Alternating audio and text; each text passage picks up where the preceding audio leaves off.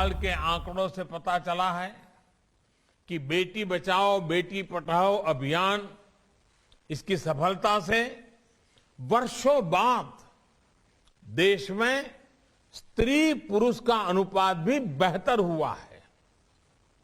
ये बदलाव इस बात का स्पष्ट संकेत है कि नया भारत कैसा होगा, कितना सामर्थ्यशाली होगा। साथियों, आप सभी जानते हैं कि हमारे ऋषियों ने उपनिषदों में तमसो मां ज्योतिर्गमय, मृत्युर्मा अमृतगमय इसकी प्रार्थना की है। यानी हम अंधकार से प्रकाश की ओर बढ़ें, मृत्यु से परेशानियों से अमृत की ओर बढ़ें। अमृत और अमरत्व का रास्ता बिना ज्ञान के प्रकाशित नहीं होता। इसलिए अमृत काल के ये समय हमारे ज्ञान, शोध और इनोवेशन का समय है।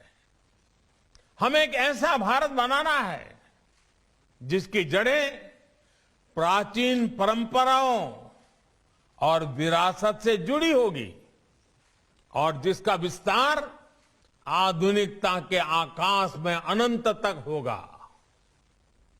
हमें अपनी संस्कृति, अपनी सभ्यता, अपने संस्कारों को जीवंत रखना है। अपनी आध्यात्मिकता को, अपनी विविधता को संरक्षित और संवर्धित करना है और साथ ही टेक्नोलॉजी, इंफ्रास्ट्रक्चर, एजुकेशन, हेल्थ की संस्थाओं को निरंतर आधुनिक भी बनाना है। देश के इन प्रयासों में आप सभी की, ब्रह्मा कुमारी जैसी आध्यात्मिक संस्थाओं की बड़ी भूमिका है।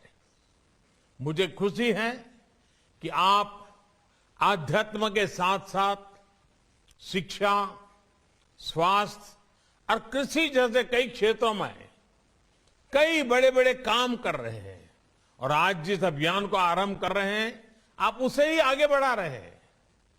अमृत महोत्सव के लिए आपने कई लक्ष्य भी तय किए हैं। आपके ये प्रयास देश को अवश्य एक नई ऊर्जा देंगे, नई शक्ति देंगे। आज देश किसानों को समृद्ध और आत्मनिर्भर बनाने के लिए ऑर्गेनिक फार्मिंग और नेचुरल फार्मिंग, प्राकृतिक खेती की दिशा में प्रयास कर रहा है।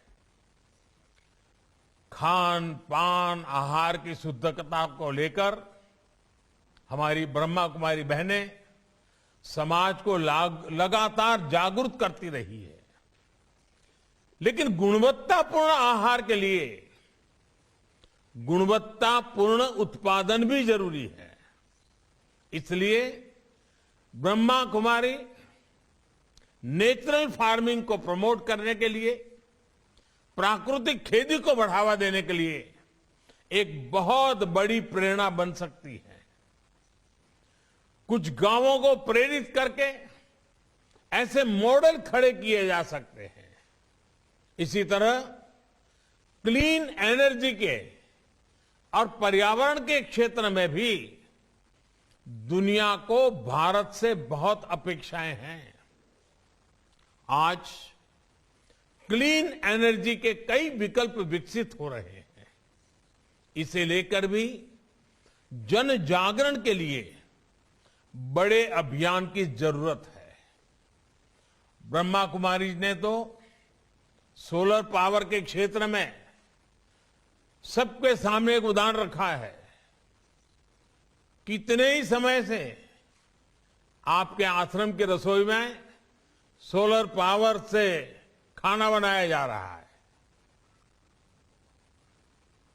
सोलर पावर का इस्तेमाल ज्यादा से ज्यादा लोग करें, इसमें भी आपका बहुत सहयोग हो सकता है। इसी तरह आप सभी आत्मनिर्भर भारत अभियान को भी गति दे सकते हैं।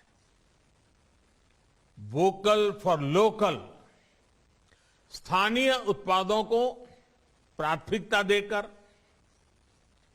इस अभियान में मदद हो सकती है। साथियों, अमृत काल का ये समय सोते हुए सपने देखने का नहीं, बल्कि जागृत होकर अपने संकल्प पूरे करने का है। आने वाले 25 साल परिश्रम की पराकाष्ठा, त्याग, तप, तपस्या के 25 वर्ष हैं। सैकड़ों वर्षों की गुलामी में हमारे समाज ने जो गंवाया है, ये 25 वर्ष का कालखंड उसे दोबारा प्राप्त करने का है।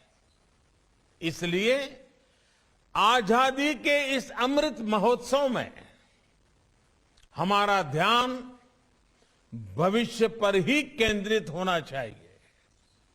साथियों, हमारे समाज में एक अद्भुत सामर्थ्य है। ये एक ऐसा समाज है जिसमें चिर पुरातन और नित्य नूतन व्यवस्था है।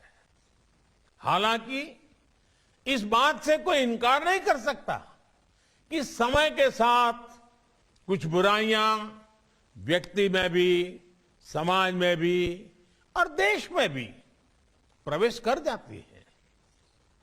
जो लोग जागृत रहते हुए इन बुराइयों को जान लेते हैं, वो इन बुराइयों से बचने में सफल हो जाते हैं। ऐसे लोग अपने जीवन में हर लक्ष्य प्राप्त कर पाते हैं।